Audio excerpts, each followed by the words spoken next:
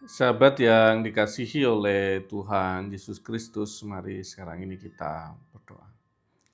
Kami mempersiapkan diri mendengar kebenaran firman-Mu, nyatakanlah kebenaran sabda-Mu kepada kami.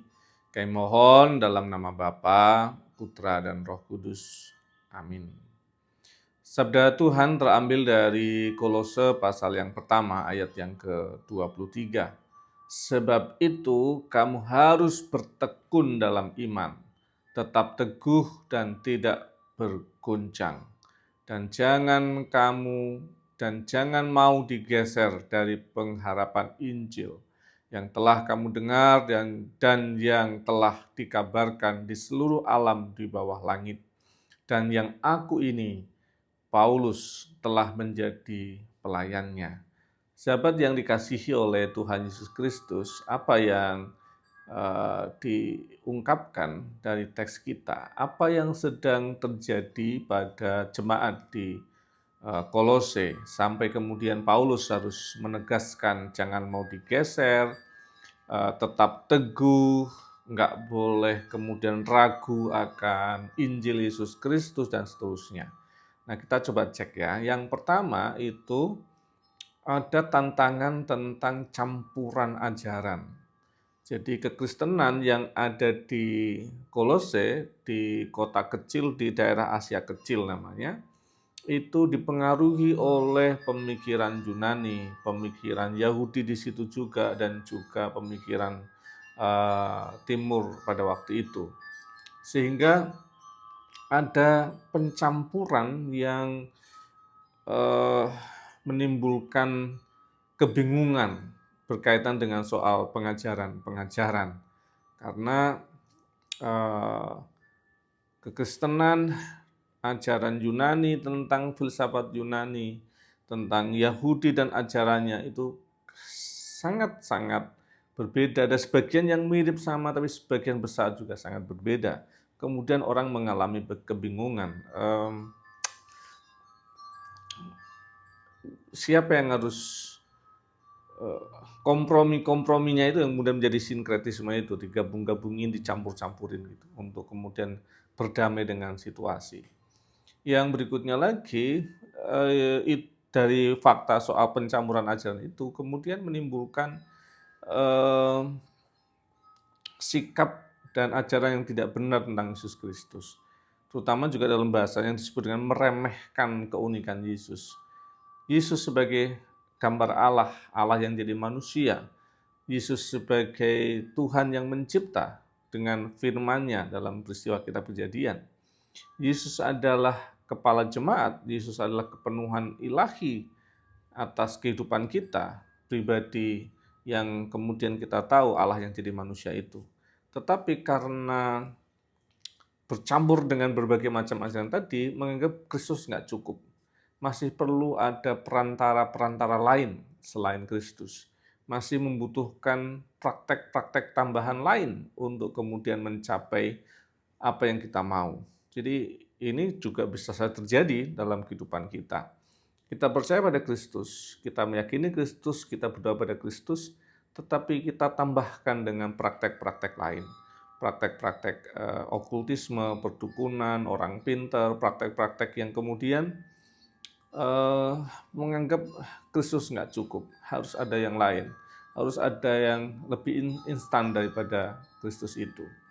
Nah, tantangan yang berikutnya lagi adalah, saya tambahkan yang berikutnya, memang nyambung, bahwa memang di saat itu ada praktek spiritualitas mistis. Jadi seperti saman itu perantara antara yang ilahi dengan manusia, praktek perdukunan, orang yang punya penglihatan, mengklaim punya pengalaman rohani khusus, dan itu nyampur dengan orang Kristen, pengikut pada waktu itu. Jadi ada roh ada roh penghubung perantara antara manusia dengan Tuhan dan seterusnya. Dan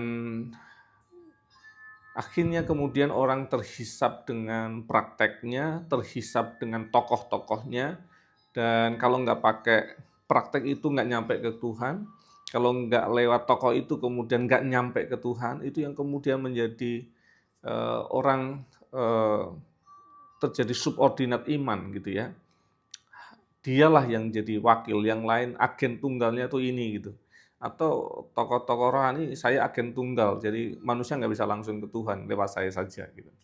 Itu yang juga jadi tantangannya. Dan yang berikutnya lagi soal legitimasi Yahudi yang penuh dengan aturan-aturan, soal makan, soal sunat, soal macam-macam itu kemudian mengganggu bagaimana Kristen tetap seperti itu atau enggak, itu jadi masalah. Dan yang berikutnya lagi adalah soal disebut dengan askese ekstrim. Nah, ini ada filsafat yang mengajarkan bahwa orang harus menolak seluruh tubuh dan keinginan tubuh supaya menyampai pada kemurnian. Lupa bahwa kemurnian, kekudusan, keselamatan itu tidak pernah dimulai dari manusia, hanya berasal dari Tuhan.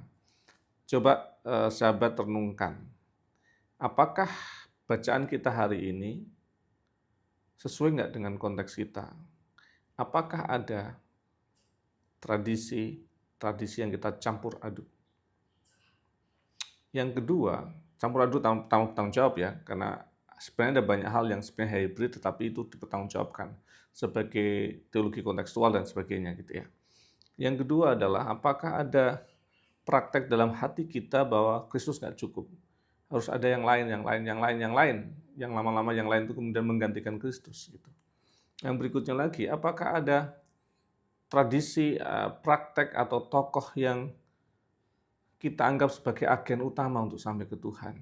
Kalau nggak lewat itu nggak nyampe. Gitu. Kita sendiri nggak pede kalau nyampe ke Tuhan langsung. Gitu. Yang berikutnya lagi soal aturan dan pemikiran filsafat modern. Adakah itu mengganggu iman kita pada Kristus? Kalau Yesus tetap ada di pusat kehidupan kita, kalau Yesus itu tetap ada sebagai puncak dari seluruh pemikiran kita, it's okay.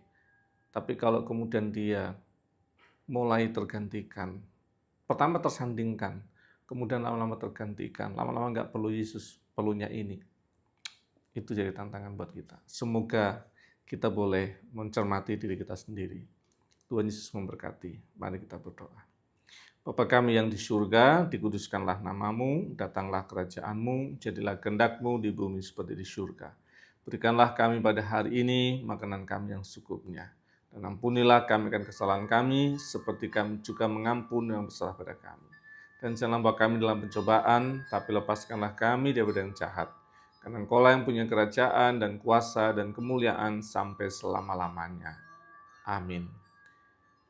Tuhan Yesus Kristus, kesempurnaan dari semua hal, menolong, memberkati hidup sahabat semua. Dalam nama Bapa, Putra, dan Roh Kudus. Amin.